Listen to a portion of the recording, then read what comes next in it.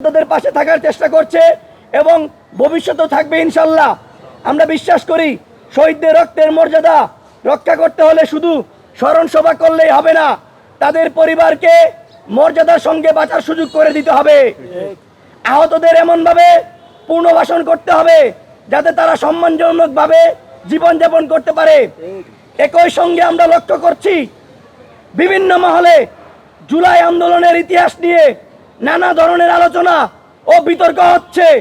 আমরা মনে করি ইতিহাস নিয়ে মতভেদ থাকতে পারে, কিন্তু ইচ্ছাকৃতভাবে বিভ্রান্তিকর তথ্য প্রচার বা কারো সম্মানহানির অভিযোগ উঠলে তা আইনের আলোকে নিরপেক্ষভাবে তদন্ত করা উচিত। আমরা আবারও বলতে চাই, আমরা আইনের শাসন বিশ্বাস করি, বিচার আদালতের বিষয়, তদন্ত সংশ্লিষ্ট কর্তৃপক্ষের বিষয়।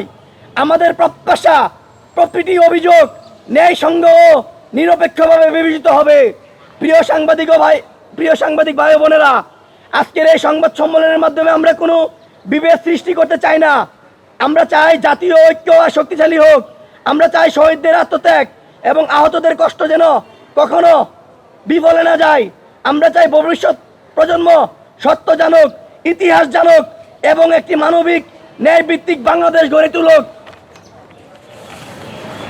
আমরা দৃঢ়ভাবে বিশ্বাস করি একটি রাষ্ট্র তখনই শক্তিশালী হয় যখন সে তার শহীদদের সম্মান করে, আহতদের পাশে দাঁড়ায় এবং ন্যায় বিচার প্রতিষ্ঠা করে।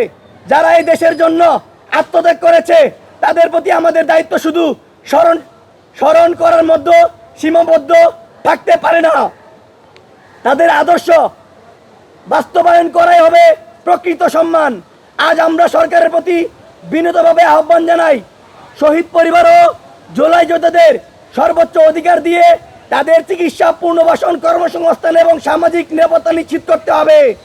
একই সঙ্গে সামাজিক যোগাযোগ মাধ্যমে জুলাই গণ অভ্যুত্থান, শহীদ পরিবার ও আহতদের নিয়ে যেসব অভিযোগ উঠেছে সেগুলো যথাযথভাবে তদন্ত করতে হবে।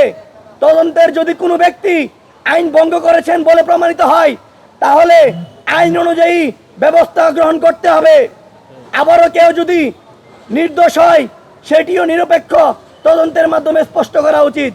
আমরা ন্যায় বিচার চাই, কোনো অন্যায় নয়।